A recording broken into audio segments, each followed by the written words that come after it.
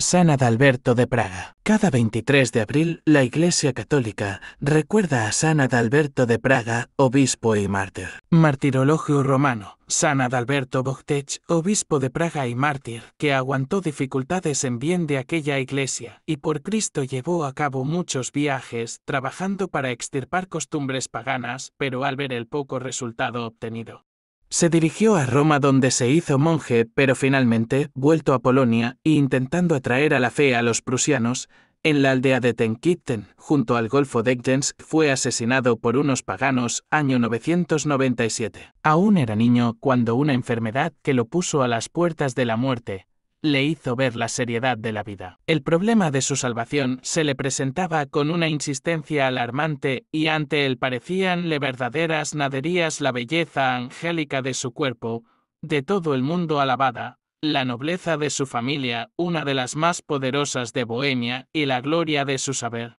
que acumulara al lado del obispo de Magdeburgo, Adalberto. Este obispo le dio su nombre, antes se llamaba Wojciech. Tendría algo más de 20 años cuando asistió a la muerte de Dietmaro, arzobispo de Praga.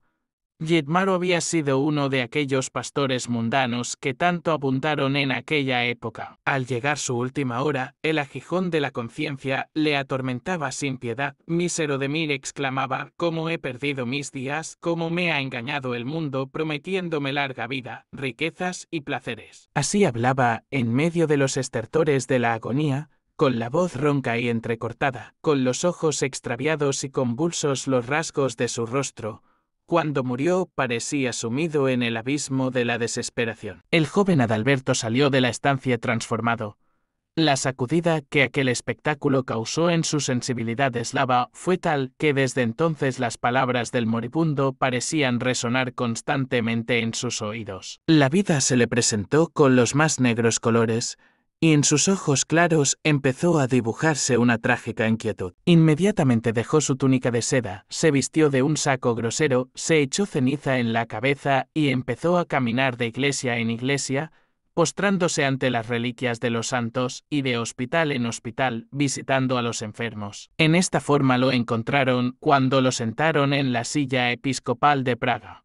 Solo esto le faltaba para hacer de su vida un tormento insoportable. La idea del juicio de Dios le atenazaba el alma.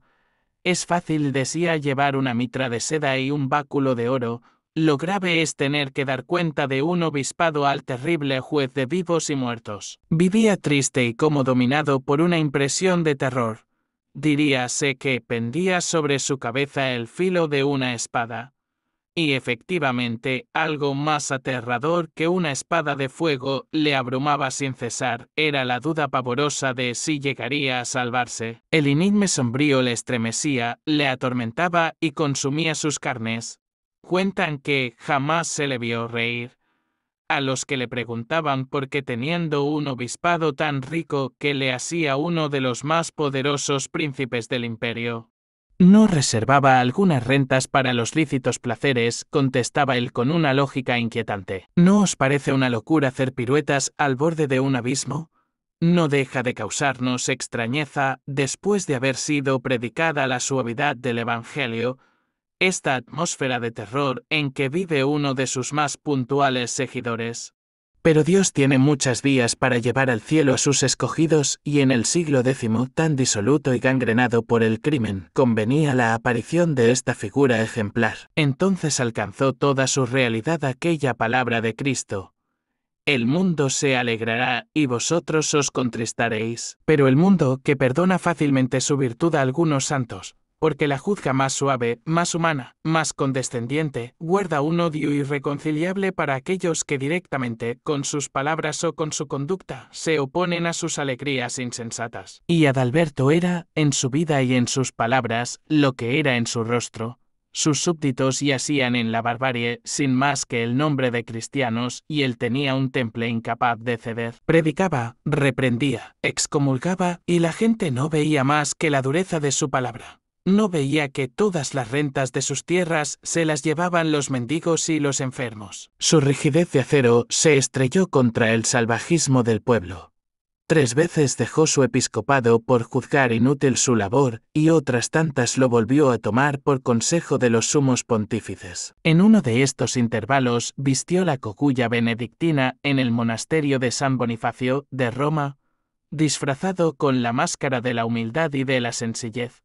Nadie adivinó en el nuevo monje la luz de Bohemia. Vivió desconocido durante 5 años como el último de los monjes, sirviendo, cuando le tocaba, a la mesa conventual y sufriendo las sanciones regulares y las advertencias de los hermanos, porque, como no estaba acostumbrado a aquellos menesteres, rompía con frecuencia las copas y los platos. Cuando, por última vez, se dirigía a su diócesis, los de Praga le enviaron una embajada diciéndole irónicamente: «Nosotros somos pecadores, gente de iniquidad, pueblo de dura cerviz. Tú, un santo, un amigo de Dios. Un verdadero israelita que no podrá sufrir la compañía de los malvados». Adalberto comprendió, se dio cuenta de que serían inútiles todos sus esfuerzos y se encaminó a predicar el Evangelio en Prusia. A la severidad de su palabra añadió Dios el atractivo de la gracia. Ya antes, su predicación había convertido a muchos paganos en Polonia, y el rey de Hungría, San Esteban, había recibido de su boca la enseñanza de la fe. En Prusia, su apostolado tuvo una fecundidad asombrosa. Todos los habitantes de Danzig recibieron el bautismo de sus manos.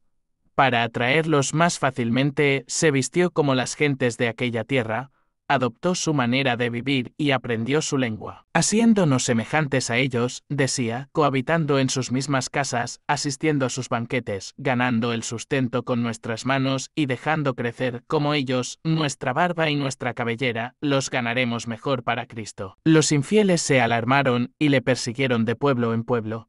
Sitiado en una casa por una tribu de salvajes, les decía desde la puerta: «Yo soy el monje Adalberto, vuestro apóstol. Por vosotros he venido aquí, para que dejéis esos ídolos mudos y conozcáis a vuestro Creador y creyendo en él tengáis la verdadera vida». Nadie se atrevió a tocarle entonces, pero algo más tarde un sacerdote de los ídolos le atravesó con una lanza mientras rezaba el breviario. Adalberto pudo sostenerse un instante de rodillas para orar por sus asesinos. Al caer exánime, una sonrisa de felicidad se posaba por primera vez en sus labios.